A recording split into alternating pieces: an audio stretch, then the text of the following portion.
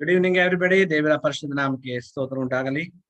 ಮತ್ತೊಂದಾವತಿ ಒಂದು ಪರಿಶುದ್ಧವಾದಂತಹ ಸಬ್ಬತ್ತಿನ ಪ್ರಾರಂಭ ವೇಳೆಯಲ್ಲಿ ಆತನನ್ನು ಕೊಂಡಾಡುವಂತೆ ಕೃಪೆ ಮಾಡೋದಕ್ಕಾಗಿ ದೇವರಿಗೆ ನಾವು ಸ್ತೋತ್ರಗಳನ್ನ ಸಲ್ಲಿಸೋಣ.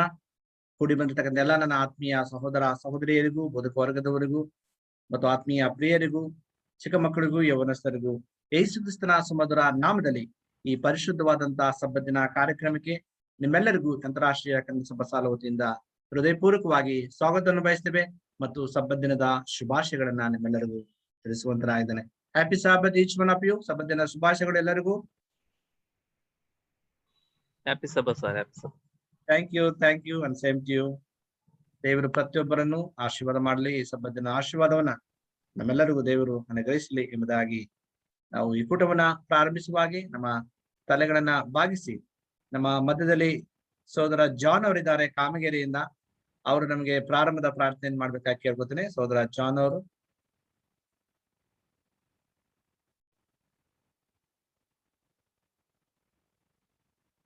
ನಿಮ್ಮ ಮೈಕ್ ಆನ್ ಮಾಡ್ಕೊಳ್ಳಿ ಜಾನ್ ಅವರೇ.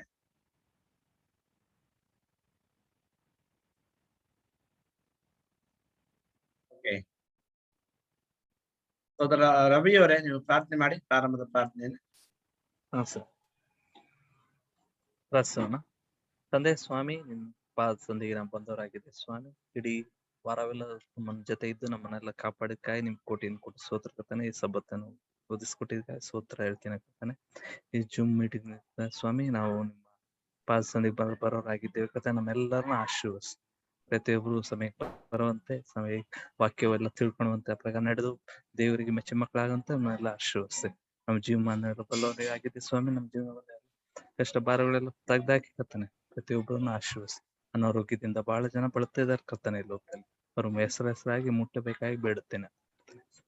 ನಮ್ಮ ಸಮಸ್ಯೆಗಳನ್ನೆಲ್ಲ ಬಲ್ಲವರೇ ಆಗಿದೆ ಕತ್ತಾನೆ. ಎಲ್ಲ ಪ್ರತಿಯೊಂದು ಸಮಸ್ಯೆಯನ್ನು ಪರಿಹಾರ ಮಾಡ್ಬೇಕಾಗ ಮತ್ತು ನಮ್ಮ ಬಳ್ಳಾರಿ ಸಭೆ ಸ್ವಾಮಿ ಡಿಸೆಂಬರ್ 13ನೇ ತಾರೀಕು 50 ವರ್ಷ ತುಂಬ್ತಿದೆ ಸ್ವಾಮಿ. ಆ ಸಭೆ ಹುಟ್ಟಿದ ಜೋರು ಮಾಡ್ಬೇಕನ್ನ ಆಸೆ ಬಹಳ ಉಂಟಿದೆ ಸ್ವಾಮಿ. ಅದು ಆ ಕಾರ್ಯಕ್ಕಾಗಿ ಎಲ್ಲರಿಗೆ ತಿಳಿಸರಾಗಿದ್ದೇವೆ. ಆ ಪ್ರಾರ್ಥನೆ ಮಾಡರಾಗಿದ್ದಾರೆ ಸ್ವಾಮಿ.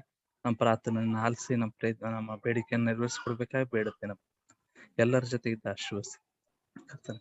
ಈ ನಮ್ಮ ಕರ್ನಾಟಕದಲ್ಲಿ ಕರ್ತನೆ ನಮ್ಮ ಸೆವೆಂತ್ ಡೇ ಅಡ್ವೆಂಟಿಸ್ಟ್ ಸಭೆಗಳು ಬಹಳ ಕಡಿಮೆ ಇದೆ. ಅದು ಇದ್ರೂ ಸೇವೆಗಳು ಕೆಲವು ಹತ್ರ ನಡೀತಾ ಇಲ್ಲ ಸ್ವಾಮಿ. ಪ್ರತಿ ಒಂದ್ ಹತ್ರ ಸೇವೆಗಳಾಗ್ಲಿ, ಪ್ರತಿ ಹಳ್ಳಿಗೆ ಸಭೆ ಕಟ್ಟಲ್ಪಡ, ಅನೇಕರು ಸತ್ಯ ಸುವಾರ್ತೆ ಸಾರಲ್ಪಡಲಿ ಅಂತ ಬೇಡುತ್ತೇನೆ. ಎಷ್ಟೋ ಜನ ನೀನ್ ನಂಬಿದಾರೆ ಕರ್ತನೆ. ಆದ್ರೂ ನಿನ್ನ ಆಜ್ಞೆಗಳು ನೀರ್ ನಡೆಯೋರು ಬಹಳ ಜನ ಇದೆ ಸ್ವಾಮಿ. ಅವರಿಗೂ ಅವರು ಹೃದಯದಲ್ಲಿ ಮಾತಾಡ್ಬೇಕಾಗಿ ನಿಮ್ಮನ್ನು ಬೇಡುತ್ತೇನೆ. ನಮ್ಮೆಲ್ಲರ ಜೊತೆ ಇದ್ದು ಸ್ವಾಮಿ, ನಮ್ಮ ಈ ವಾಕ್ಯಕ್ಕೆ ಹೋಗುವಾಗ್ತಾನೆ ನಾವು ತಿಳ್ಕೊಂಡು ಆ ಪ್ರಕಾರ ನಡೆದು ನೀವು ಮೆಚ್ಚ ಮಕ್ಕಳಾಗಂತ ಆಶ್ರಯಿಸ್ಬೇಕಂತ ತಂದೆ ಮಗ ಪರಿಶುದ್ಧಾತ್ಮ ಹೆಸರು ಬೇಡ್ತೀನಪ್ಪ. ಫಲಪ್ ನಮ್ಮ ತಂದೆ. Amen, amen. ಧನ್ಯವಾದಗಳು ಸಹೋದರರೇ ಪ್ರಾರ್ಥನೆ ಮಾಡ್ಲಿಕ್ಕಾಗಿ. ಸಮಯದಲ್ಲಿ ನಾವು ಒಂದು ವಿಶೇಷ ಗೀತೆಯನ್ನು ಕೇಳೋಣ. ನಮ್ಮ ಮಧ್ಯದಲ್ಲಿ ಕೋಲಾರದಿಂದ ಮಾಲೂರು ಅಭಿನವ್ ಮತ್ತು ಶಾಂತಪ್ರಿಯ ಕೃಪಾ ಸಾಮೇಲ್ ಅವರ ಮಗಳು ಮತ್ತು ಮೊಮ್ಮಗಳಿದ್ದಾರೆ. ಅವರು ನಮ್ಗೆ ದೇವರ ಮಹಿಮೆಗೋಸ್ಕರವಾಗಿ ಒಂದು ವಿಶೇಷ ಗೀತೆಯನ್ನ ಹಾಡುವಂತರಾಗಿದ್ದಾರೆ. ಮಕ್ಕಳೇ, ನಿಮಗೆ ಸ್ವಾಗತ ಕಾರ್ಯಕ್ರಮ. Very good, very good. Ready? Okay, video on ಮಾಡ್ಕೊಳ್ಳಿ.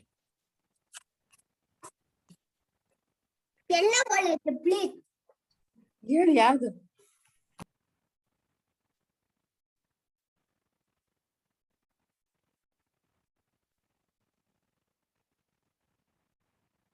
ಆಡ್ತೀರಾ ಹಾಡು?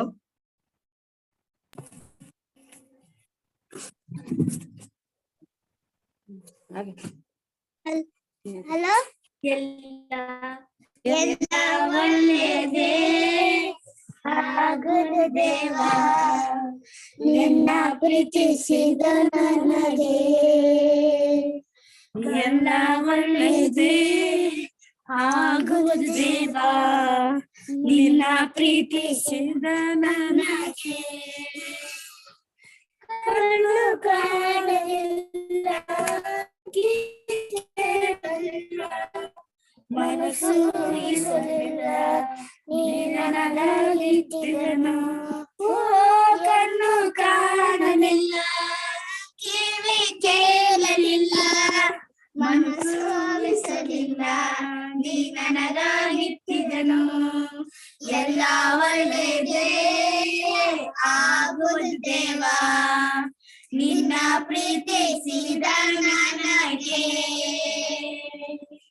ಗಾಢ ಅಂಧಕಾರದಿ ನಡೆದರು, ಬೆಂಕಿಯಲ್ಲಿ ಹಾಕಲ್ಪಟ್ಟರು. ಗಾಢ ಅಂಧಕಾರದಿ ನಡೆದರು, ಬೆಂಕಿಯಲ್ಲಿ ಹಾಕಲ್ಪಟ್ಟರು. ನೀ ನನ್ನ ಜೊತೆಯಲ್ಲಿ ಇರುವೆ ದೇವಾ, ನಿನ್ನ ವಾಕ್ಯ ನನ್ನಲ್ಲಿ ನೆರವೇರುವುದು. ನೀ ನನ್ನ ಜೊತೆಯಲ್ಲಿ ಇರುವೆ ದೇವಾ, ನಿನ್ನ ವಾಕ್ಯ ನನ್ನಲ್ಲಿ ನೆರವೇರುವುದು. ಓ ಕಣ್ಣು ಕಾಣಲಿಲ್ಲ, ಕಿವಿ ಕೇಳಲಿಲ್ಲ, ಮನಸ್ಸು ಊಹಿಸಲಿಲ್ಲ, ನೀ ನನಗಾಗಿಟ್ಟಿದನು. ಓ ಕಣ್ಣು ಕಾಣಲಿಲ್ಲ, ಕಿವಿ ಕೇಳಲಿಲ್ಲ, ಮನಸ್ಸು ಊಹಿಸಲಿಲ್ಲ, ನೀ ನನಗಾಗಿಟ್ಟಿದನು. ಎಲ್ಲ ಒಳ್ಳೆಯದೇ ಆಗುವುದು ದೇವಾ, ನಿನ್ನ ಪ್ರೀತಿಸಿದ ನನಗೆ. ಬಂಧು ಮಿತ್ರರು ನನ್ನ ಕೈ ಬಿಟ್ಟರು, ಆತ್ಮೀಯರು ನನ್ನ ದೂಷಿಸಿದರು. ಬಂಧು ಮಿತ್ರರು ನನ್ನ ಕೈ ಬಿಟ್ಟರು, ಆತ್ಮೀಯರು ನನ್ನ ದೂಷಿಸಿದರು. ನೀ ನನ್ನ ಜೊತೆಯಲ್ಲಿ ಇರುವೆ ದೇವಾ, ನಿನ್ನ ವಾಕ್ಯ ನನ್ನಲ್ಲಿ ನೆರವೇರುವುದು. ನೀ ನನ್ನ ಜೊತೆಯಲ್ಲಿ ಇರುವೆ ದೇವಾ, ನಿನ್ನ ವಾಕ್ಯ ನನ್ನಲ್ಲಿ ನೆರವೇರುವುದು. ಓ ಕಣ್ಣು ಕಾಣಲಿಲ್ಲ, ಕಿವಿ ಕೇಳಲಿಲ್ಲ, ಮನಸ್ಸು ಊಹಿಸಲಿಲ್ಲ, ನೀ ನನಗಾಗಿಟ್ಟಿದನು. ಓ ಕಣ್ಣು ಕಾಣಲಿಲ್ಲ, ಕಿವಿ ಕೇಳಲಿಲ್ಲ, ಮನಸ್ಸು ಊಹಿಸಲಿಲ್ಲ, ನೀ ನನಗಾಗಿಟ್ಟಿದನು. ಎಲ್ಲ ಒಳ್ಳೆಯದೇ ಆಗುವುದು ದೇವಾ, ನಿನ್ನ ಪ್ರೀತಿಸಿದ ನನಗೆ. Amen. Thank you. Amen amen. Thank you ಮಕ್ಕಳ. ಥ್ಯಾಂಕ್ ಯು ಸಿಸ್ಟರ್ ಕೃಪಾ ಸಹೋದರಿ, ಅಭಿನವ್ ಅಂಡ್ ಶಾಂತಪ್ರಿಯ. ದೇವರು ನಿಮ್ಮನ್ನ ಆಶೀರ್ವಾದ ಮಾಡಿ. ಈ ಸಮಯದಲ್ಲಿ ನಾವು ಮಕ್ಕಳಿಗೋಸ್ಕರವಾಗಿ ಒಂದು ಚಿಕ್ಕ ಬೈಬಿಲ್ ಕಥೆಯನ್ನ, ಇವತ್ತು ಶುಕ್ರವಾರ ಪರಿಶುದ್ಧವಾದಂತಹ ಸಬ್ಬತ್ತಿನ ಪ್ರಾರಂಭವಾಗ್ತಾ ಇದೆ. ಆದ್ರಿಂದ ನಿಮ್ಗೆ ಸತ್ಯವೇದದ ಒಂದು ಅದ್ಭುತ, ಅಂದ್ರೆ ದೇವರು ಮಾಡಿರ್ತಕ್ಕಂಥ ಒಂದು ಮಿರಾಕಲ್, ಆ ಒಂದು ಸ್ವಸ್ಥತೆಯ ಬಗ್ಗೆ ನಾವು ಇವತ್ತು ನಿಮ್ಗೆ ಒಂದು ಕಥೆಯನ್ನ ಹೇಳ್ತಕ್ಕಂಥ ತೋರಿಸುವಂತನಾಗಿದ್ದಾರೆ. ಮಕ್ಕಳು ನೀವೆಲ್ಲರೂ ಇದ್ರೆ ನೀವು ಮಕ್ಕಳು ವಿಡಿಯೋ ಮಾಡ್ಕೊಳ್ಳಿ, ಎಲ್ಲ ವಿಡಿಯೋ ಆನ್ ಮಾಡ್ಕೊಳ್ಳಿ ಮಕ್ಕಳು.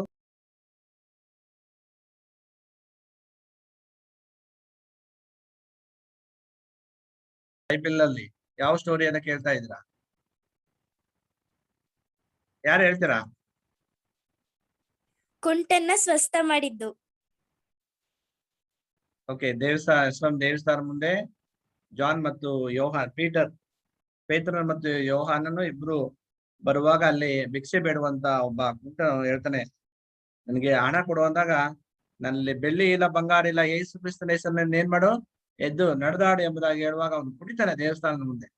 ದೇವರ ಅದ್ಭುತವನ್ನ ಮಾಡ್ತಾರೆ. ನಮ್ಮ ಜೀವಿತದಲ್ಲೂ ಇದು ಅನೇಕ ಅದ್ಭುತಗಳು, ಅನೇಕರು ಸ್ವಸ್ಥತೆಗೋಸ್ಕರವಾಗಿ ಬೇಡ್ಕೊಳ್ತಾ ಇದ್ದಾರೆ. ಖಂಡಿತವಾಗ್ಲು ದೇವರ ಒಂದು ಆಶೀರ್ವಾದ ಅವರಲ್ಲಿ ಇರುವಂತದ್ದಾಗಿದೆ ಎಂಬುದಾಗಿ ನಾವು ಹಾರೈಸ್ತಾ, ಈ ಸಮಯದಲ್ಲಿ ನಾವು 5 ದಿನದ ಸಭಸಾಲ ಪಾಠವನ್ನ ತೆಗೆದುಕೊಳ್ಳುವಂತವನ್ನ ಪರಿಚಯಿಸ್ತಕ್ಕಂಥದ್ದು ವಾಡಿಕೆಯಾಗಿದೆ. ನಿಮ್ಮೆಲ್ಲರಿಗೂ ಚಿರಪರಿಚಿತ ಶ್ರೀಮತಿ ಅಮ್ರೋಹಿ ಸುರೇಂದ್ರ ಅವರು ನಮ್ಮ ಮೆಡಿಕಲ್ ಸೆಂಟರ್ ನಲ್ಲಿ ಅವರು ಕೆಲಸವನ್ನ ಮಾಡ್ತಾ ಇದ್ರೆ, ದೇವರು ವಿಶೇಷವಾಗಿ ಅವರನ್ನ ಆಶೀರ್ವಾದ ಮಾಡ್ಲಿ ಎಂಬುದಾಗಿ ಹಾರೈಸ್ತಾ, ನಮ್ಮ ಅಂತಾರಾಷ್ಟ್ರೀಯ ಕನ್ನಡ ಸಭಸಾಲ ವತಿಯಿಂದಲೂ ಮತ್ತು ನನ್ನ ವೈಯಕ್ತಿಕವಾಗಿ ಶ್ರೀಮತಿ ಅಮ್ರೋಹಿ ಅವರಿಗೆ ಹೃದಯಪೂರ್ವಕವಾಗಿ ಈ ಕಾರ್ಯಕ್ರಮಕ್ಕೆ ಸ್ವಾಗತ ಬಯಸ್ತಾ, ಈ ಸಮಯನ ನಾವು ನಿಮಗೆ ಅರ್ಪಿಸುವಂತರಾಗಿದೆ. ಅಮ್ರೋಹಿ ಅವರೇ, ಇದು ನಿಮ್ಮ ಸಮಯ. ದೇವರು ನಿಮ್ಮನ್ನ ಆಶೀರ್ವಾದ ಮಾಡಲಿ.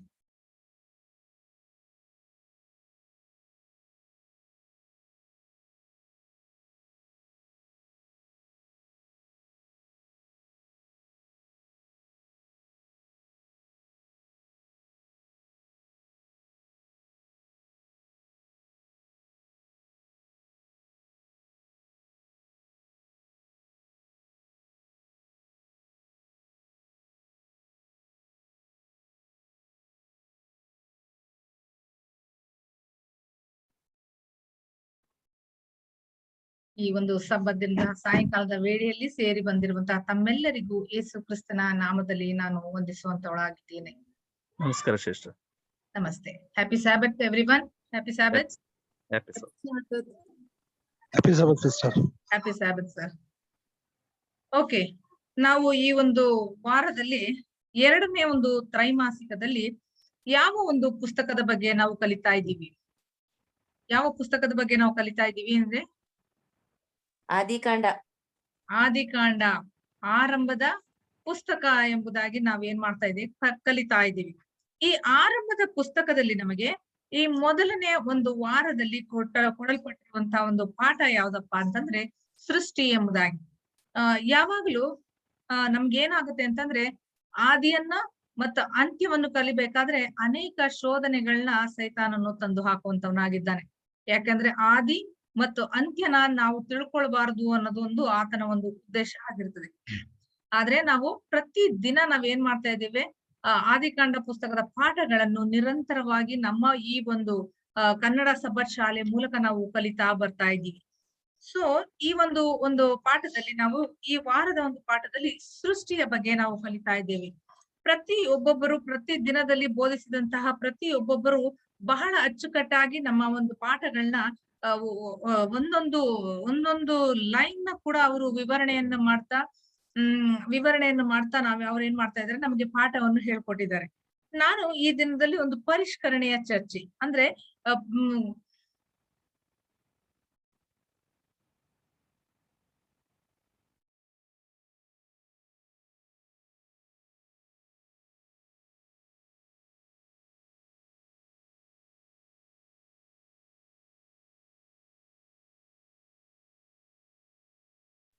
ಸಿಸ್ಟ್ರೇ ವಾಯ್ಸ್ ಬರ್ತಾ ಇಲ್ಲ ನಿಮ್ದು.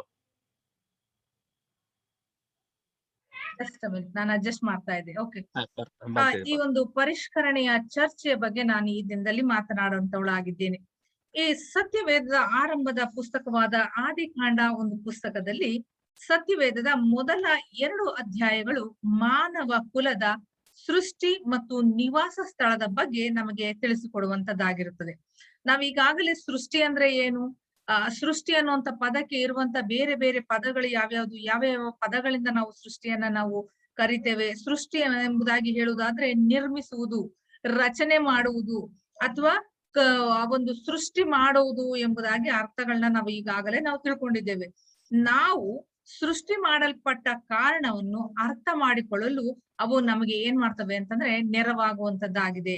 ಈ ಒಂದು ಆದಿಕಾಂಡ ಪುಸ್ತಕದಲ್ಲಿ ನಾವು ಒಂದೊಂದು ವಾಕ್ಯಗಳನ್ನ ಒಂದಾದ್ಮೇಲೆ ನಾವು ಓದ್ತಾ ಹೋಗ್ತಾ ಇದ್ರೆ ನಮ್ಗೆ ಏನಾಗ್ತದೆ, ಇದು ಯಾವ ರೀತಿಯಾಗಿ ಸೃಷ್ಟಿ ಆಯ್ತು, ಮತ್ತೆ ಸೃಷ್ಟಿಯ ಬಗ್ಗೆ ಅನೇಕ ನಾವು ವಾಗ್ವಾದಗಳನ್ನು ಸಹ ನಾವು ಮಾಡಿದ್ದೇವೆ.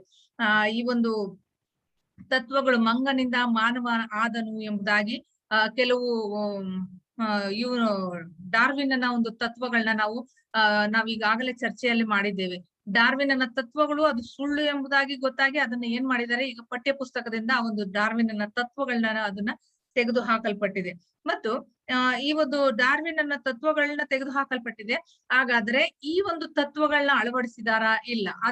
ಅದನ್ನ ನಮ್ಗೆ ವೈಜ್ಞಾನಿಕವಾಗಿ ಇದು ದಾಖಲೆ ಆಗಿಲ್ಲ. ಯಾಕಂದ್ರೆ ಸೃಷ್ಟಿ ಕಾರ್ಯದ ರೀತಿಯನ್ನು ನಮ್ಗೆ ಅರ್ಥ ಮಾಡಿಕೊಳ್ಳೋದಕ್ಕೋಸ್ಕರವಾಗಿ ಸತ್ಯವೇದವು ಸ್ವತಃ ತಾನೇ ದೇವರು ಈ ಒಂದು ಪುಸ್ತಕದ ಮೂಲಕವಾಗಿ ಮಾತನಾಡುವುದನ್ನ ಯಾವ ರೀತಿಯಾಗಿ ನಾವುಗಳು ಸೃಷ್ಟಿಯಾದಲ್ಪಟ್ಟೆವು ಮತ್ತು ಸೃಷ್ಟಿಯಲ್ಲಿರುವಂತ ವಸ್ತುಗಳು ಯಾವ ರೀತಿಯಾಗಿ ಸೃಷ್ಟಿ ಆಯಿತು ಎಂಬುದಾಗಿ ನಮಗೆ ಸತ್ಯದ ವೇದದ ಮೂಲಕವಾಗಿ ತಿಳಿಸಿಕೊಟ್ಟಿದ್ದಾರೆ ದೇವರು. ಈ ಒಂದು ಸೃಷ್ಟಿಯ ಒಂದು ಪಾಠಗಳನ್ನ ನಾವು ಓದ್ಬೇಕಾದ್ರೆ ಇಲ್ಲಿ ನಾವು 5 ಪಾಠಗಳನ್ನ ನಾವು ಓದ್ತೀವಿ. ಆದಿಯಲ್ಲಿ ದೇವರು ಮತ್ತು ದೇವರ ಕೆಲಸ ಯಾವ ರೀತಿಯಾಗಿರ್ತದೆ, ಪರಿಪೂರ್ಣವಾದಂತ ಸೃಷ್ಟಿಯನ್ನು ಆತನು ಮಾಡಿದ್ದಾನೆ ಮತ್ತು ಪರಿಪೂರ್ಣವಾದಂತ ಆ ಸಮಯದಲ್ಲಿ ಆತನು ಸೃಷ್ಟಿಯನ್ನು ಮಾಡಿದ್ದಾನೆ. ಮತ್ತೆ ಪರಿಪೂರ್ಣವಾದಂತ ಮನುಕುಲವನ್ನು ಆತನು ಸೃಷ್ಟಿ ಮಾಡಿದ್ದಾನೆ ಮತ್ತು ದೇವರ ಉಡುಗೊರೆಗಳು ಏನು ಎಂಬುದಾಗಿ ನಾವು ಈ ಒಂದು ವಾರ ಪೂರ್ತಿ ನಾವು ಪಾಠಗಳನ್ನ ನಾವು ಕಲಿತಾ ಹೋಗ್ತೀವಿ. ಮೊದಲನೇದಾಗಿ ನಾವು ಆದಿಯಲ್ಲಿ ದೇವರು ಎಂಬುದಾಗಿ ಪಾಠವನ್ನು ನಾವು ಕಲಿತಿದ್ದೇವೆ. ಈಗ ಆಲ್ರೆಡಿ ಈ ಒಂದು ಪಾಠದ ಡಿಸ್ಕಷನ್ ಆಗಿದೆ. ಈ ಪಾಠ ಏನನ್ನ ತಿಳಿಸಿಕೊಡ್ತದೆ ಎಂಬುದಾಗಿ ನಾವು ಆಲ್ರೆಡಿ ಕಲ್ತ್ಕೊಂಡಿದೀವಿ. ಆದಿಯಲ್ಲಿ ದೇವರು ಆಕಾಶವನ್ನು ಭೂಮಿಯನ್ನು ಉಂಟು ಮಾಡಿದನು ಎಂಬುದಾಗಿ ಆದಿಕಾಂಡ ಪುಸ್ತಕದ ಮೊದಲ ಅಧ್ಯಾಯದ ಮೊದಲ ವಚನ ಪ್ರಾರಂಭವಾಗುವುದನ್ನು ನಾವು ನೋಡ್ತೀವಿ. ಸೃಷ್ಟಿಯ ದಾಖಲೆಗಳು ದೇವರನ್ನು ಎರಡು ರೀತಿಯಲ್ಲಿ ನಮಗೆ ಪರಿಚಯ ಮಾಡ್ತದೆ. ಯಾವ ರೀತಿಯಾಗಿ? ಎರಡು ರೀತಿಯಾಗಿ ಸೃಷ್ಟಿಯ ದಾಖಲೆಗಳು ದೇವರನ್ನು ಎರಡು ರೀತಿಯಾಗಿ ನಮ್ಮನ್ನು ಪರಿಚಯ ಮಾಡ್ತದೆ. ಮೊದಲನೇದಾಗಿ ಶಕ್ತಿಯುತವಾದಂತಹ ಒಂದು ದೇವರು ಎಂಬುದಾಗಿ ಇದು ಪರಿಚಯ ಮಾಡ್ತದೆ. ಆದಿಕಾಂಡ 1ನೇ ಅಧ್ಯಾಯ 1ನೇ ವಚನ ಮತ್ತು 2ನೇ ಅಧ್ಯಾಯ 3ನೇ ವಚನಗಳನ್ನ ನಾವು ನೋಡ್ಬೇಕಾದ್ರೆ ಶಕ್ತಿಯುತವಾದಂತಹ ದೇವರು ಎಂಬುದಾಗಿ ಇದು ಹೇಳುವಂತದ್ದನ್ನ ನಾವು ನೋಡ್ತೀವಿ. ಯಾಕೆ ಶಕ್ತಿಯುತವಾದಂತಹ ದೇವರು ಎಂಬುದಾಗಿ ವಾಕ್ಯಗಳು ನಮಗೆ ತಿಳಿಸ್ಕೊಡ್ತದೆ? ಯಾಕಪ್ಪ ಅಂತಂದ್ರೆ ಆತನು ತನ್ನ ಬಾಯಿ ಮಾತಿನಿಂದ, ತನ್ನ ಸ್ವರದಿಂದ ಆತನು ಸೃಷ್ಟಿ ಮಾಡಬಲ್ಲಂತ ಶಕ್ತಿಯುತವಾದಂತಹ ದೇವರು ಎಂಬುದಾಗಿ ಈ ವಾಕ್ಯಗಳು ನಮ್ಗೆ ತಿಳಿಸಿಕೊಡುವಂತದ್ದಾಗಿದೆ. ಮತ್ತೆ ಆತನನ್ನು ನಾವು ಸ್ತುತಿಸುವಂತೆ ಮತ್ತು ಆತನನ್ನು ಆರಾಧಿಸುವಂತೆ ಇದು ನಮ್ಮನ್ನು ಪ್ರೇರೇಪಣೆ ಮಾಡುವಂತದ್ದಾಗಿರ್ತದೆ. ಯಾವುದು? ಆತನು ತನ್ನ ಸ್ವರದಿಂದಲೇ ಇಡೀ ಸೃಷ್ಟಿಯನ್ನು ಆತನು ಸೃಷ್ಟಿ ಮಾಡಿದಂತಹ ದೇವರು ಎಂಬುದಾಗಿ ದೇವರ ಒಂದು ಗುಣ ಅತಿಶಯವನ್ನು ಈ ಒಂದು ವಾಕ್ಯಗಳು ನಮ್ಗೆ ತಿಳಿಸಿಕೊಡುವಂತದ್ದಾಗಿದೆ.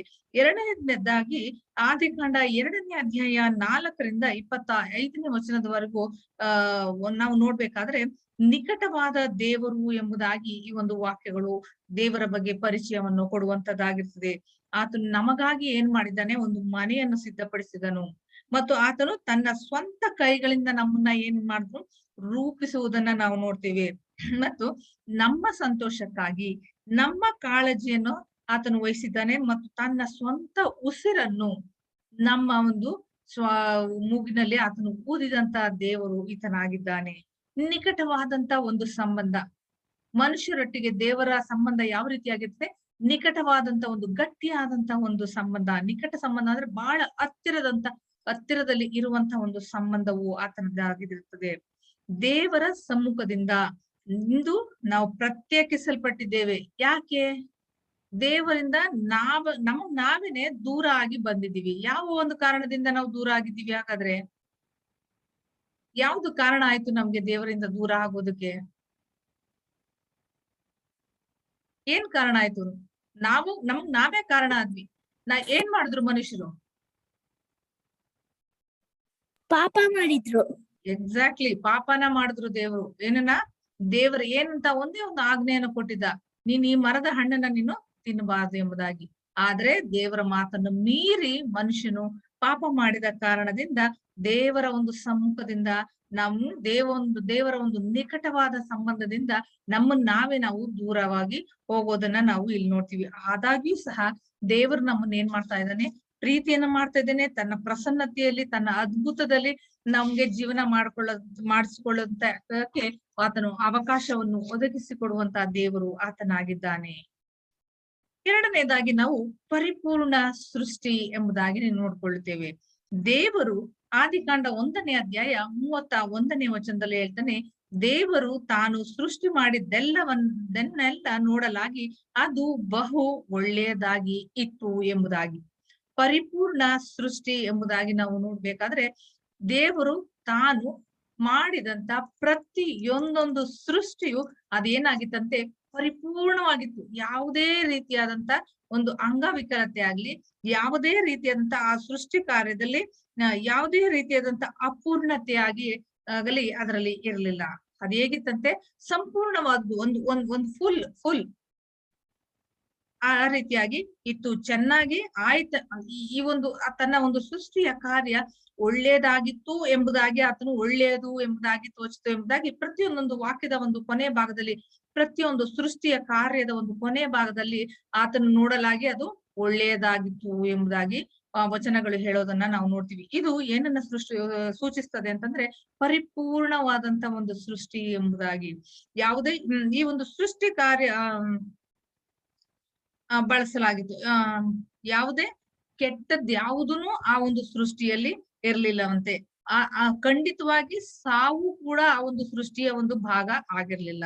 ಯಾವಾಗ ದೇವರು ತನ್ನ ಸಂಪೂರ್ಣವಾದಂತ ಸೃಷ್ಟಿಯನ್ನು ಪರಿಪೂರ್ಣವಾದಂತ ಸೃಷ್ಟಿಯನ್ನು ಮಾಡಿದ್ನೋ ಅದರಲ್ಲಿ ಸಾವು ಇರ್ಲಿಲ್ಲ, ಯಾವುದೇ ಕೆಟ್ಟದ್ದು ಅದರಲ್ಲಿ ಇರ್ಲಿಲ್ಲ ಎಂಬುದಾಗಿ ನಮಗೆ ವಾಕ್ಯ ತಿಳಿಸ್ತದೆ.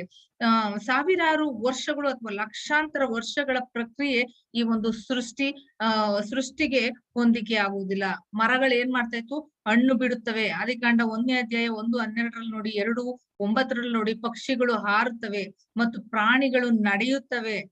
ಮತ್ತೆ ಆದಾಮನನ್ನ ಯಾವ ರೀತಿಯಾಗಿ ದೇವರ ಸೃಷ್ಟಿ ಮಾಡ್ತಾರೆ ಅಂತಂದ್ರೆ, ಆದಾಮನನ್ನು ಮಾತನಾಡುವ ಮತ್ತು ಯೋಚಿಸುವ ವಯಸ್ಕ ವ್ಯಕ್ತಿಯಾಗಿ ಸೃಷ್ಟಿಸಲಾಯಿತು ಎಂಬುದಾಗಿ ಆದಿಕಾಂಡ 1:2-19ನೇ ವಚನದಲ್ಲಿ ನಾವು ನೋಡ್ಬೇಕಾದ್ರೆ, ಆತನು ಎಲ್ಲಾ ಭೂಜಂತುಗಳನ್ನು ಎಲ್ಲಾ ಪಕ್ಷಿಗಳನ್ನ ಆದಾಮನ ಒಂದು ಸನ್ನಿಧಿಗೆ ಕರೆದು ಆತನು ಏನು ಹೆಸರನ್ನ ಇಡಬಹುದು ಆದಾಮನು ಎಂಬುದಾಗಿ ದೇವರು ಆದಾಮನ ಸನ್ನಿಧಿಗೆ ಆ ಒಂದು ಭೂಜಂತುಗಳನ್ನ ಮತ್ತೆ ಪಕ್ಷಿಗಳನ್ನ ಕರ್ಕೊಂಡು ಬರ್ಬೇಕಾದ್ರೆ ಆ ಮನುಷ್ಯನು ತಾನು ಯೋಚನೆಯನ್ನು ಮಾಡಿ ಯಾವ್ಯಾವ ಪ್ರಾಣಿಗೆ ಯಾವ್ಯಾವ ಪಕ್ಷಿಗೆ ಯಾವ್ಯಾವ ಹೆಸರನ್ನು ಇಟ್ಟನೋ ಅದೇ ಹೆಸರು ಉಳ್ಕೊಂತು ಎಂಬುದಾಗಿ ಆ ವಾಕ್ಯದಲ್ಲಿ ಕೊಡುವುದನ್ನ ನಾವು ನೋಡ್ತೀವಿ. ಸೃಷ್ಟಿಯು ಹೀಗೆ ಮುಕ್ತಾಯವಾದಾಗ, ಹೀಗೆ ಭೂಮಿ ಆಕಾಶಗಳು ಆದಿಕಾಂಡ 2ನೇ ಅಧ್ಯಾಯ 1ನೇ ವಚನದಲ್ಲಿ ಹೇಳ್ತದೆ, ಹೀಗೆ ಭೂಮಿ ಆಕಾಶಗಳು ಅವುಗಳಲ್ಲಿರುವ ಸಮಸ್ತವೂ ನಿರ್ಮಿತವಾದವು. ಹೇಗೆ? ಪರಿಪೂರ್ಣವಾಗಿ, ದೇವರ ಒಂದು ಪ್ರಸನ್ನತೆಯಲ್ಲಿ, ದೇವರ ಒಂದು ಪರಿಶುದ್ಧತೆಯಲ್ಲಿ ಇದು ಒಂದು ಪರಿಪೂರ್ಣವಾದಂತಹ ಸೃಷ್ಟಿ ಆಯಿತು ಎಂಬುದಾಗಿ ನಾವು ಆ ಒಂದು ಪಾಠದಲ್ಲಿ ನಾವು ಕಲ್ತಿಕೊಂಡು. ಮೂರನೇದಾಗಿ ನಾವು ಪರಿಪೂರ್ಣವಾದಂತಹ ಸಮಯ. ದೇವರು ತನ್ನ ಸೃಷ್ಟಿ ಕಾರ್ಯವನ್ನು ಮುಗಿಸಿಬಿಟ್ಟು 7ನೇ ದಿನದಲ್ಲಿ ವಿಶ್ರಮಿಸಿಕೊಂಡನು. ಅಂದ್ರೆ ಪ್ರತಿಯೊಂದೊಂದು ದಿನವನ್ನು ಆತನು ಪರಿಪೂರ್ಣವಾಗಿ ಸೃಷ್ಟಿಸುವಾಗ 7ನೇ ಒಂದು ದಿನವನ್ನು ಸಹ ಆತನ ಏನ್ ಮಾಡ್ತಾನೆ, ಪರಿಪೂರ್ಣವಾದದ್ದು ಎಂಬುದಾಗಿ ನೋಡುವುದನ್ನ ನಾವು ನೋಡ್ತೀವಿ.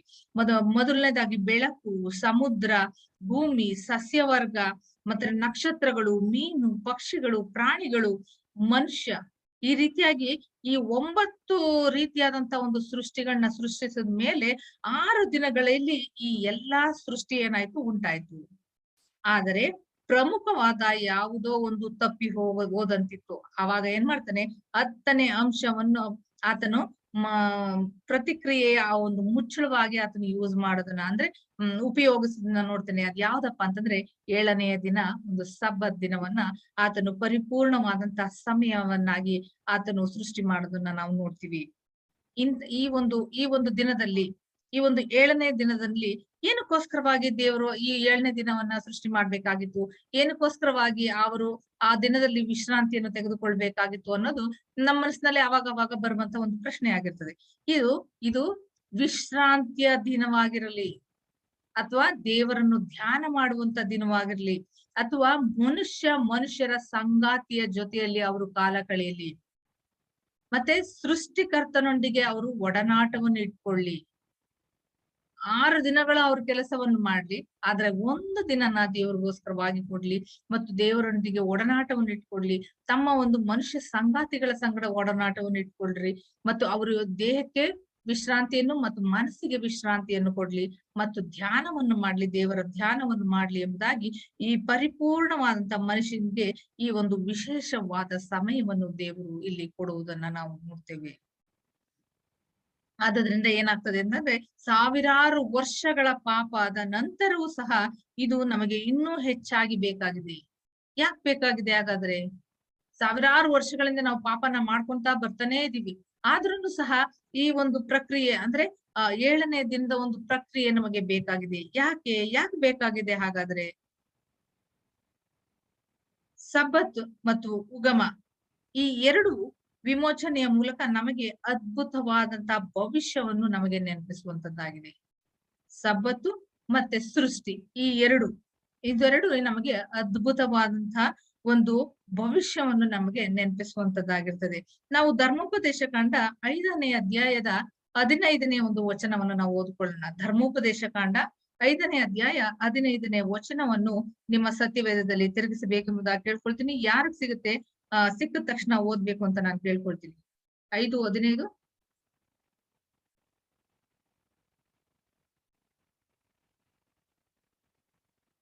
ಓಕೆ, ನಾನೇ ಓದ್ತೀನಿ. ಐಗುಪ್ತ ದೇಶದಲ್ಲಿ ನೀವು ದಾಸತ್ವದಲ್ಲಿದ್ದದ್ದನ್ನು ನಿಮ್ಮ ದೇವರಾದ ಯೆಹೋವನು ಭುಜ ಪರಾಕ್ರಮದಿಂದಲೂ ಶಿಕ್ಷಾಸ್ತ್ರದಿಂದಲೂ ನಿಮ್ಮನ್ನು ಬಿಡುಗಡೆ ಮಾಡಿದ್ದನ್ನು ಜ್ಞಾಪಕ ಮಾಡಿಕೊಳ್ಳಿರಿ. ನೀವು ಸಬ್ಬತ್ ದಿನವನ್ನು ಆಚರಿಸಬೇಕೆಂಬುದೇ ನಿಮ್ಮ ದೇವರಾದ ಯೆಹೋವನು ಇದಕ್ಕಾಗಿ ಆಜ್ಞಾಪಿಸಿದ್ದಾನೆ. ಯಾವುದಕ್ಕಾಗಿ ಆಜ್ಞಾಪಿಸಿದ್ದಾರಂತೆ?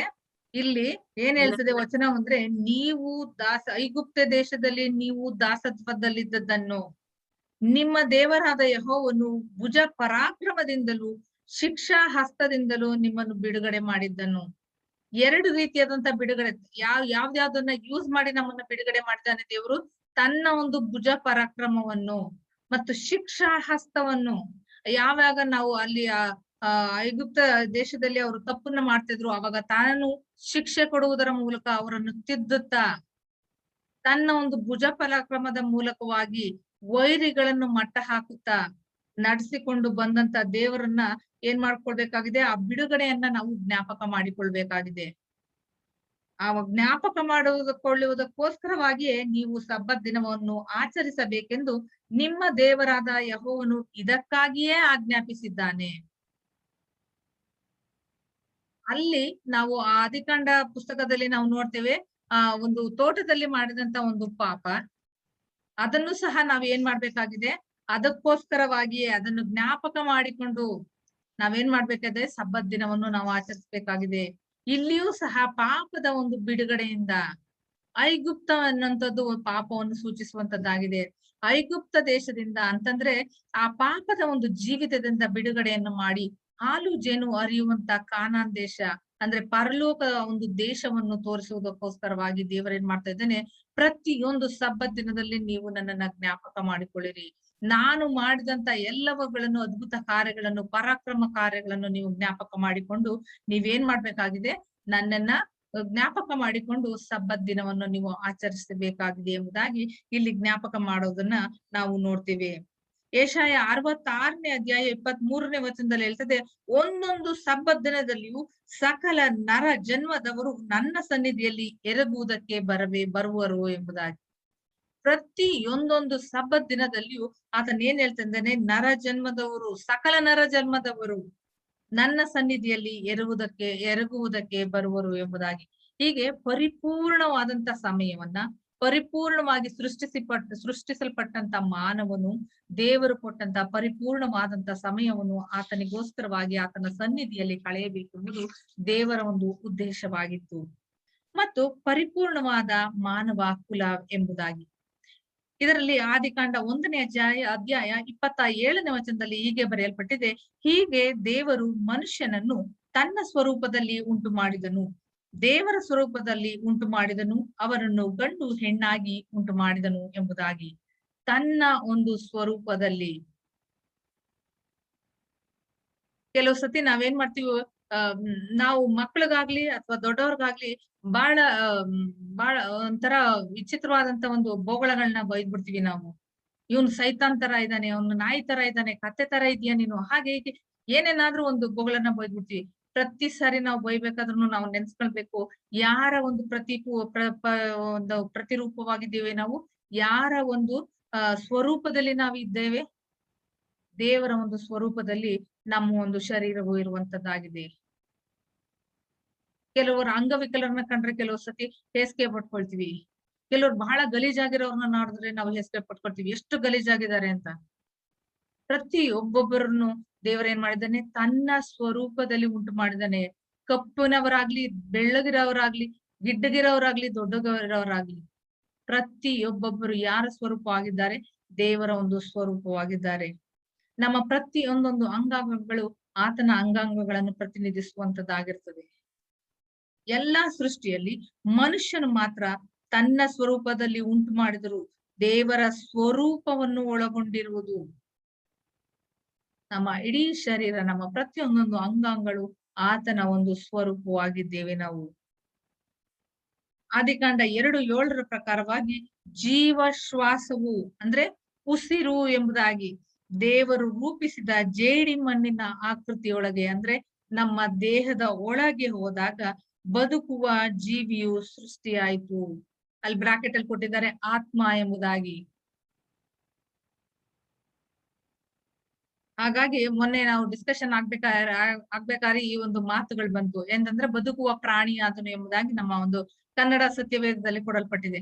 ಆದ್ರೆ ಬೇರೆ ಎಲ್ಲಾ ನಾವು ಇಂಗ್ಲಿಷ್ ಅಲ್ಲಿ ಓದ್ಬೇಕಾದ್ರೆ ಮತ್ತೆ ಬೇರೆ ಬೇರೆ ತರ್ಜುಮೆ ಮಾಡಿರುವಂತಹ ಒಂದು ಸತ್ಯವೇದಗಳಲ್ಲಿ ಓದ್ಬೇಕಾದ್ರೆ ಆತ್ಮ ಎಂಬುದಾಗಿ, ಲಿವಿಂಗ್ ಸೋಲ್ ಎಂಬುದಾಗಿ ಅಲ್ಲಿ ಕೊಡಲ್ಪಟ್ಟಿದೆ.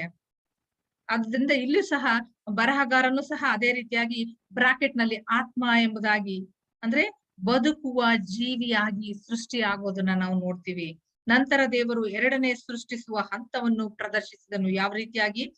ಆದಿಕಾಂಡ 2ನೇ ಅಧ್ಯಾಯ 21 ಮತ್ತು 22ನೇ ವಚನದಲ್ಲಿ, ಹೀಗೆ ಪರಿಪೂರ್ಣ ಮನುಷ್ಯ ಜೀವಿಯನ್ನು ಸಂಪೂರ್ಣಗೊಳಿಸಿದನು ಮತ್ತು ಗಂಡು ಹೆಣ್ಣು ಪುರುಷ ಮತ್ತು ಸ್ತ್ರೀಯಾಗಿ ಅದನ್ನು ಉಂಟು ಮಾಡೋದನ್ನ ನಾವು ನೋಡ್ತೀವಿ. ಆದ್ರಿಂದ ಮನುಷ್ಯರ ಒಂದು ಸಂಬಂಧ ದೇವರ ಸಂಬಂಧದೊಂದಿಗೆ ಬಹಳ ನಿಕಟವಾದಂತ ಸಂಬಂಧ. ಅದೇ ರೀತಿಯಾಗಿ ಈಗ ನಮ್ಮ ಮಕ್ಕಳು ಅಂದ್ರೆ ನಮ್ಗೆ ಪ್ರಾಣ ಇದ್ದಂಗೆ ಇರ್ತದೆ. ಯಾಕೆ? ಅವ್ರು ನಮ್ ತರಾನೇ ಇದ್ದಾರೆ, ಸೇಮ್ ಅವ್ರ ಅಪ್ಪನ್ ತರಾನೇ ಇದ್ದಾರೆ, ಸೇಮ್ ಅವ್ರ ಅಮ್ಮನ್ ತರಾನೇ ಇದ್ದಾರೆ. ನಾವ್ ಹೇಳ್ತಾ ಇರ್ತೀವಲ್ಲ ನಮ್ಮ ಮಕ್ಳುಗಳನ್ನ ನೋಡಿದ್ರೆ, ಅದಕ್ಕೆ ನಮ್ಗೆ ನನ್ ಮಗ ನನ್ ತರಾನೇ ಅವನೇ, ಅದಕ್ಕೆ ನಂಗೆ ತುಂಬಾ ಇಷ್ಟ ಅಂತೀವಿ. ಆದ್ರೆ ದೇವರನ್ನು ಸಹ ಅದೇ ರೀತಿಯಾಗಿ ನಿಕಟವಾದಂತ ಒಂದು ಸಂಬಂಧವನ್ನು ನಮ್ಮೊಟ್ಟಿಗೆ ಇಟ್ಟುಕೊಂಡಿದ್ದಾನೆ. ಆಧ್ಯಾತ್ಮಿಕ ಸ್ವಭಾವವು ದೇವರೊಂದಿಗೆ ಸಂಪರ್ಕವನ್ನು ನಡೆಸಲು ನಮಗೆ ಏನ್ ಮಾಡ್ತದೆ? ಅದು ಅನುವು ಮಾಡಿಕೊಡೋದನ್ನ ನಾವು ನೋಡ್ತೀವಿ. ನಮ್ಮ ಸೃಷ್ಟಿಕರ್ತನಿಗೆ ನಾವೇನಾಗಿದ್ದೇವೆ? ಶಾರೀರಿಕವಾಗಿ ನಾವು ಹೋಲಿಕೆ ಆಗಿದ್ದೇವೆ. ನಾವು ಆತನ ಹೋಲಿಕೆ, ಆತನ ಹೇಗಿದಾನೋ ಅದೇ ತರ ಬ್ಲೂ ಪ್ರಿಂಟ್, ಸೇಮ್ ಒಂದು ಪ್ರಿಂಟ್, ಆಕಾರ, ಪಡಿಯಚ್ಚು ಅಥವಾ ಪ್ರತಿಬಿಂಬ, ಆತನ ರೂಪ, ಆತನ ಪ್ರತಿಕೃತಿ, ಸೇಮ್ ಆತನ ತರನೇ ನಾವು ಇದೀವಿ ಅಂತ ನಾವು ಅನ್ಕೋಬಹುದು. ಈ ರೀತಿಯಾಗಿ ಈ ಒಂದು ಸ್ವರೂಪದ ದೆಸೆಯಿಂದಲೇ ನಾವು ಯೋಚನೆ ಮಾಡೋದಕ್ಕೆ, ನೈತಿಕ ನಿರ್ಧಾರಗಳನ್ನ ತೆಗೆದುಕೊಳ್ಳೋದಕ್ಕೆ ನಾವು ಸಾಮರ್ಥ್ಯರಾಗ್ತೀವಿ. ಯಾಕೆ? ನಾವು ದೇವರ ಒಂದು ಸ್ವರೂಪವಾಗಿದ್ದೇವೆ.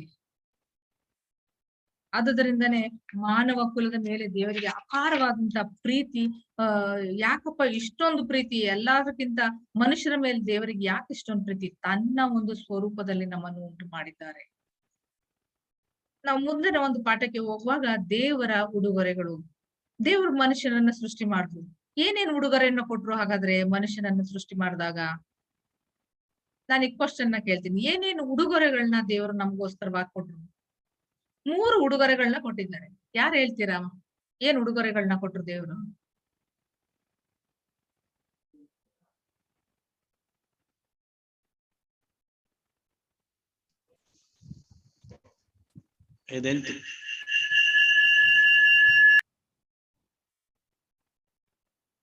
ಏನ್ ಉಡುಗೊರೆಯನ್ನ ಕೊಟ್ರು?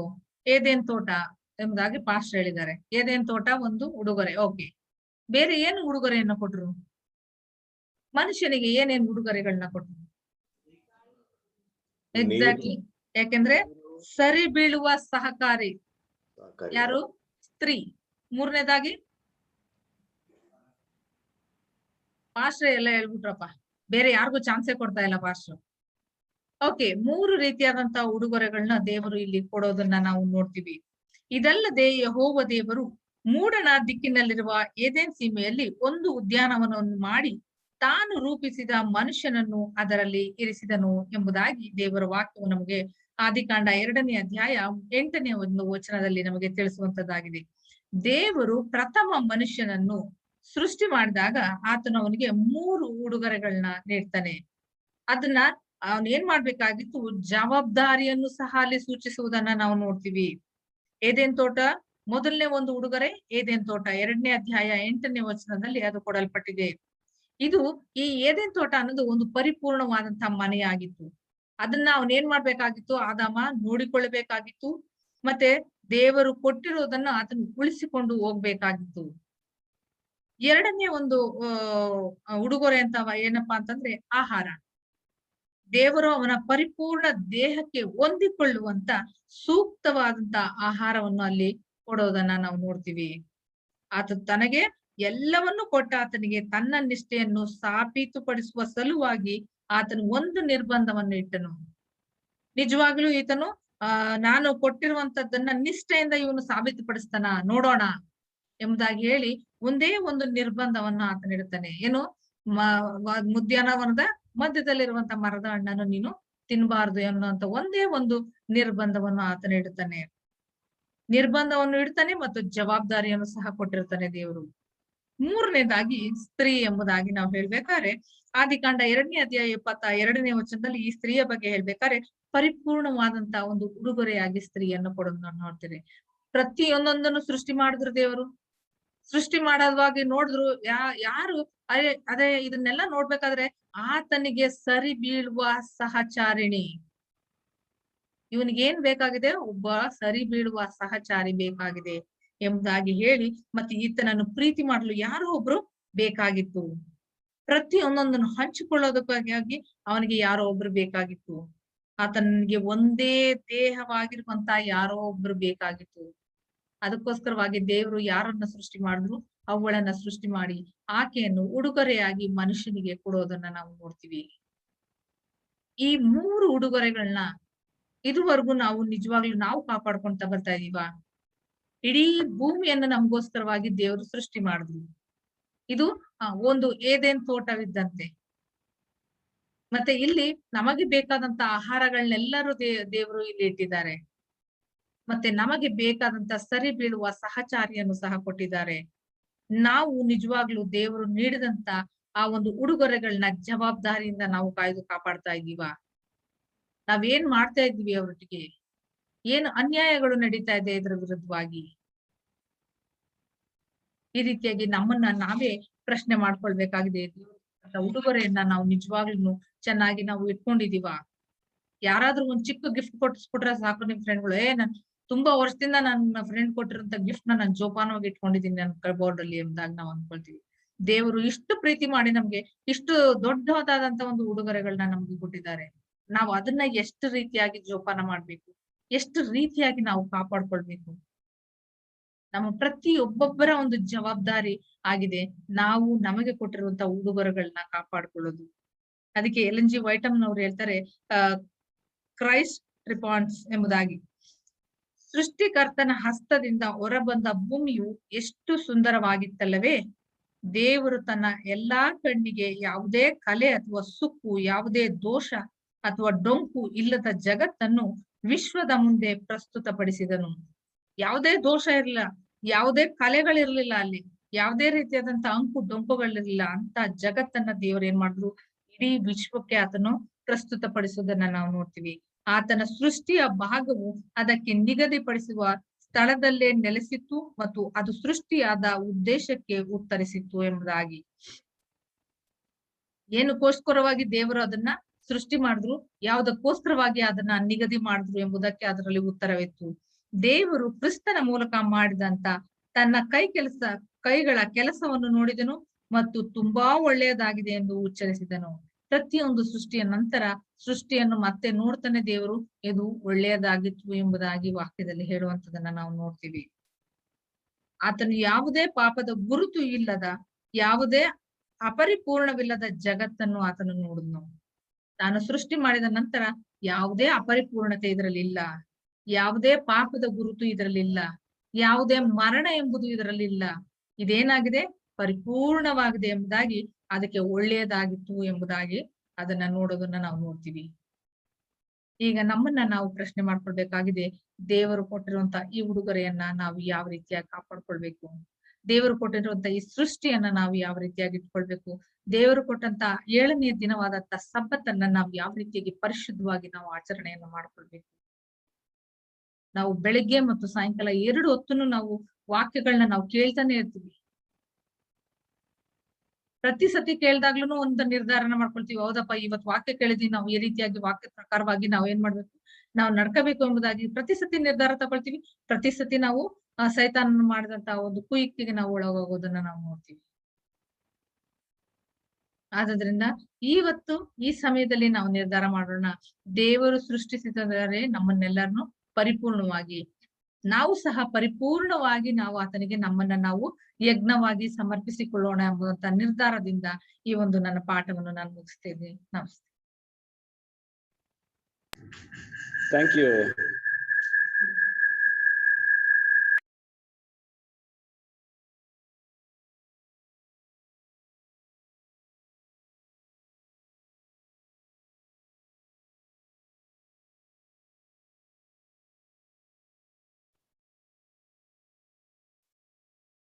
ಧನ್ಯವಾದಗಳು ಅಂಬ್ರೋಹಿಯವರೇ. ಉತ್ತಮ ರೀತಿಯಲ್ಲಿ ನೀವು ಒಂದಷ್ಟು ಸಾಲ ಪಾಠವನ್ನ ಅಚ್ಚುಕಟ್ಟಾಗಿ ನಮಗೆ ನಡೆಸ್ಕೊಟ್ಟಿದ್ದೀರಾ. ನಿಮ್ಗೆ ನಾವು ಹೃದಯಪೂರ್ವಕವಾಗಿ ಧನ್ಯವಾದಗಳನ್ನ ಅರ್ಪಿಸ್ತೇವೆ. ಈಗ ನಾವು ಚರ್ಚಾ ಸಮಯಕ್ಕೆ ಬರೋಣ. ನಿಮ್ಮಲ್ಲಿ ಏನಾದರೂ ಒಂದು ಪ್ರಶ್ನೆಗಳು, ಈ ಪಾಠದ ಸಂಬಂಧಪಟ್ಟ ಹಾಗೆ ಪ್ರಶ್ನೆಗಳಿದ್ರೆ ಅಥವಾ ನಿಮ್ಮ ಅನಿಸಿಕೆಗಳು ಏನಾದರೂ ಹೇಳ್ಕೊಳ್ಬೇಕು ಅನ್ನೋ ಒಂದು ಆಲೋಚನೆ ಇದ್ರೆ ದಯವಿಟ್ಟು ತಿಳಿಸುವಾಗಿ ಕೇಳ್ಕೊತೇನೆ. ಪ್ರಶ್ನೆ ಏನಾದ್ರು ಇದೆಯಾ ಅಂತೀರಾ ಈ ಒಂದು ಪಾಠದ ಸಂಬಂಧಪಟ್ಟ ಹಾಗೆ?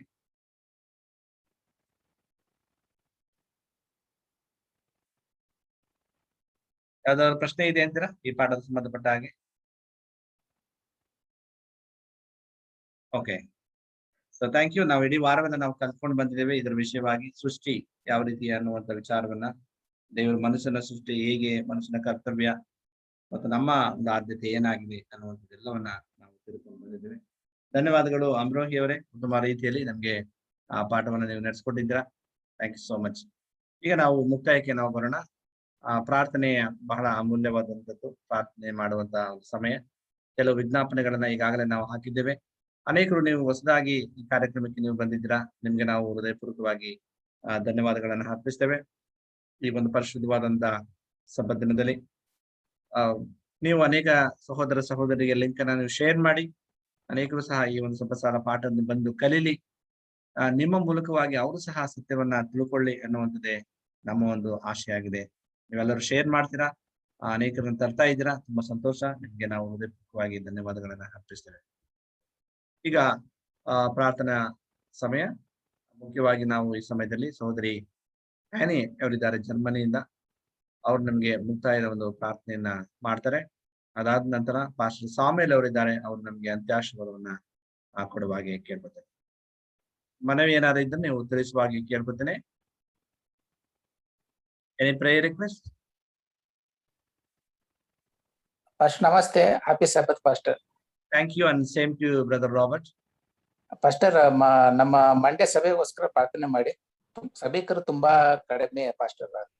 ಓಕೆ, ಮಂಡ್ಯ ಸಭೆಗೋಸ್ಕರವಾಗಿ ಪ್ರಾರ್ಥನೆ ಮಾಡಿ ಪಾಸ್ಟರ್. ಖಂಡಿತವಾಗ್ಲು. ಓಕೆ, ಮಂಡ್ಯ ಸಭೆಗಾಗಿ ನಾವು ಪ್ರಾರ್ಥನೆಯನ್ನ ಮಾಡೋಣ. ಬೇರೆ ಏನಾದ್ರು ಮನವಿ ಇದೆಯಾ ಅಂತೀರಾ? ಸರ್, ನಮ್ ಫ್ಯಾಮಿಲಿಗೋಸ್ಕರ ಪ್ರೇಯರ್ ಮಾಡಿ. ಎಸ್ ಮಾ.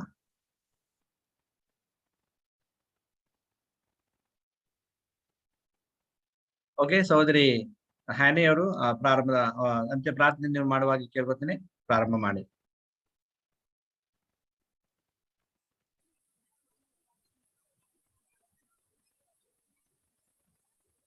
ಹ್ಯಾನಿ ಅವರು ಇದ್ದೀರಿಲ್ಲ? ಕೇಳಿಸ್ತಿದ್ಯಾ? ಎಸ್, ಕೇಳಿಸ್ತದೆ. ಪ್ರಾರ್ಥನೆ ಮಾಡಿ. Okay, ಪ್ರಾರ್ಥನೆ ಮಾಡಿ. Let's bow our head, close our eyes, let's pray. Amazing grace, creator of heaven and earth. Thank you, Father, for your day, another blessing evening. Merciful, compassionate, forgiving, loving, gracious Father, restore us to the joy of your salvation and uphold us with a willing spirit, Father. Thank you, Lord, for this day and for the many blessings, oh Father. I believe in your goodness with all the heart and ask you to go beside each of us today, Father. Thank you for this wonderful Sabbath evening that you have given the opportunity, Lord Jesus. Lord, bless us with your loving grace and strength. Your joy keeps us under your watchful eyes, Father. Thank you, Lord, for this wonderful Zoom family that you have brought us all together, Lord, for a reason, for a purpose, that we know that you have a plans for each of us, O Lord. For this blessed Zoom, beloveds, help us to walk through your Holy Spirit, O Father. Guide us in all that we do, and we may glorify your name forever, Jesus. Thank you, Lord, for the opportunity to serve you. Thank you, Father, for our pastor Surender and his family. They are doing a wonderful job, oh Father, as they have submitted themselves to serve thee and spread the word of God. Bless them abundantly, Lord Jesus. Strengthen them. Protect them, Father, with the good health, Lord Jesus. Help us to walk into the ark, Lord Father. This evening, Lord, I pray for all the schools, Lord Jesus. There are 23 schools, oh Father. Shower your Holy Spirit upon them, Lord Jesus. Bless every school. Help the children to flow the admissions, Lord Jesus. Shower your Holy Spirit upon every family so that they may bring their children and give them a very good education and help them to walk in thy presence, O Father in heaven. I pray for Venkatalakshmi, Auntie, touch your mighty hand upon her, O Father. You know the sickness, you know the pain what she's going through, Lord. There is nothing which is impossible for you, Father. We've come to thee, Lord Jesus. Bless Auntie and shower your Holy Spirit upon her, O Father. I pray for Ravi's mama, that your mighty hand upon her too, Father. Remove her weaknesses, Lord Jesus. Shower your Holy Spirit upon her, O Father. Remove all the sickness, all their weakness in her heart, O Father. I pray for Krupa Samuel, uncle. Touch your mighty hand upon them and guide them again, O Lord Jesus. You are the mighty healer, O Father. You are the gracious healer, Lord Jesus. Only you can touch them and heal them, Lord Father in heaven. I pray for Sundaraj, uncle, who's going through a heart surgery. Shower your Holy Spirit upon them. Be with the doctors, be with the nurses, be with the medicines, be with all the equipments, what they're touching, O Father. Shower your blessings upon them. Send an angel, O Lord Jesus. Shower your blessings and Holy Spirit to every doctor so that his surgery may be successful in thy name, O Father. O Father, I pray for Ravi Beligare, Lord Jesus. Touch your mighty hand upon them.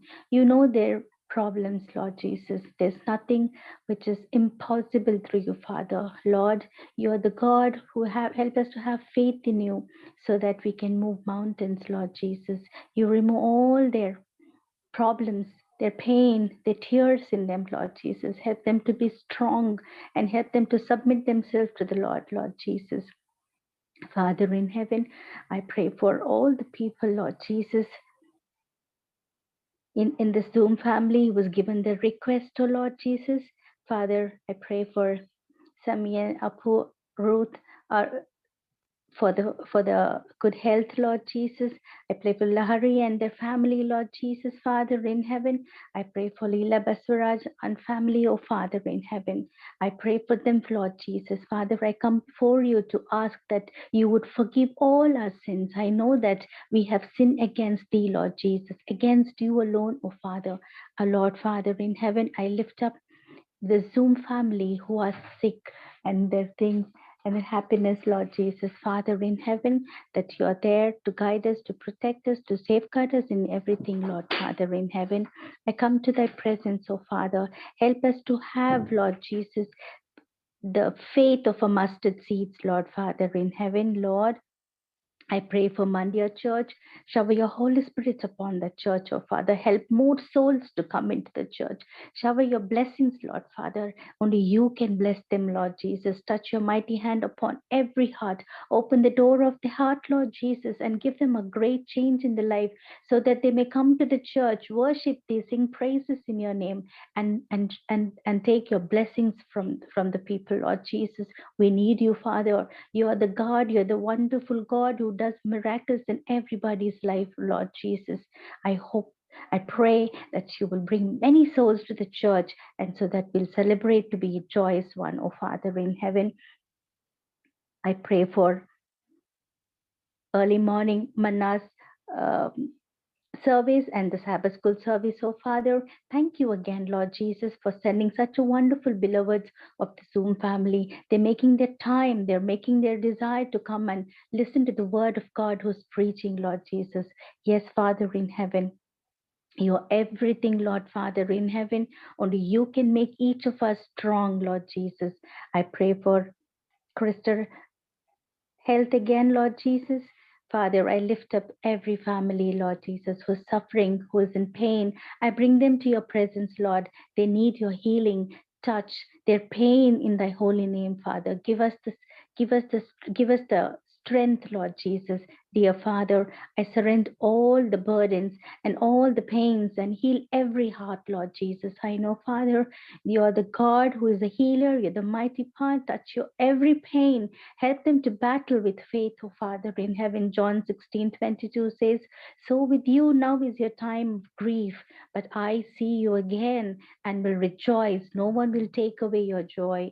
He will wipe away every tears from their eyes and and there will be no more death, no more sorrow, crying, or pain. Oh Father in heaven, I pray for all the students who are writing their SSLC examination. Shower your blessings upon them, give them wisdom, knowledge, and memory power so that they may remember their questions, remember their answers, and write and get a good score, Lord Jesus. I once again thank you for this opportunity. I pray for every heart who's bowed down, Lord Father. Remove their weaknesses, their pain, their problems. You wipe away their tears and for all, Lord Jesus. Forgive all the sins that we have committed. Grant us all a place in your eternal kingdom. Let your light shine upon every soul who's bowed down. In Jesus' name I pray. Amen. Amen. ಪರಲೋಕದ ತಂದೆಯೇ, ನನ್ನ ನಾಮವು ಪರಿಶುದ್ಧನಿಸಲ್ಪಡಲಿ, ರಾಜ್ಯವು ಬರಲಿ, ಚಿತ್ತವು ಪರಲೋಕದಲ್ಲಿ ನೆರವೇರ ಪ್ರಕಾರ ಭೂಲೋಕದಲ್ಲಿ ನೆರವೇರಲಿ. ಅಮಾನದಿನದ ಆಹಾರವನ್ನು ಇವತ್ತು ದಯಪಾಲಿಸು. ನಮಗೆ ತಪ್ಪು ಮಾಡಿದವರು ನಾವು ಕ್ಷಮಿಸುವಂತೆ ನಮ್ಮ ತಪ್ಪುಗಳನ್ನ ಕ್ಷಮಿಸು. ನಮ್ಮನ್ನು ಶೋಧನೆಗೆ ಸೇರಿಸದೆ ಕೇಳಿಂದ ತಪ್ಪಿಸು. ಯಾಕೆಂದ್ರೆ ರಾಜ್ಯವು, ಬಲವು, ಮಹಿಮೆಯು ಸದಾಕಾಲ ನಿನ್ನವೇ ಸ್ವಾಮಿ. ಆಮೇನ್. ಆಶೀರ್ವಾದವನ್ನು ಪಡ್ಕೊಳ್ಳೋಣ. ನಮ್ಮ ಕರ್ತನಾದ ಯೇಸು ಕ್ರಿಸ್ತನ ಕೃಪೆಯು, ತಂದೆಯಾದ ದೇವರ ಪ್ರೀತಿಯು, ಪವಿತ್ರಾತ್ಮನ ಅನಂತ ಐಕ್ಯತೆಯು ಈ ಜೂಮ್ ಅಲ್ಲಿ ಭಾಗಿಗಳಾಗುತ್ತಂತ ನಿನ್ನ ಮಕ್ಕಳೊಂದಿಗೆ, ಎಲ್ಲ ಬೋಧಕ ವರ್ಗದವರೊಂದಿಗೆ, ಪ್ರಾರ್ಥನೆ ವಿಜ್ಞಾಪನೆ ಕೊಟ್ಟಂತ ನಿನ್ನ ಮಕ್ಕಳೊಂದಿಗೆ ಇಂದು ನಿರಂತರವೂ ಸದಾ ಇರಲಿ. ಆಮೇನ್. ಆಮೇನ್. ಆಮೇನ್. ಆಮೇನ್. ಆಮೇನ್.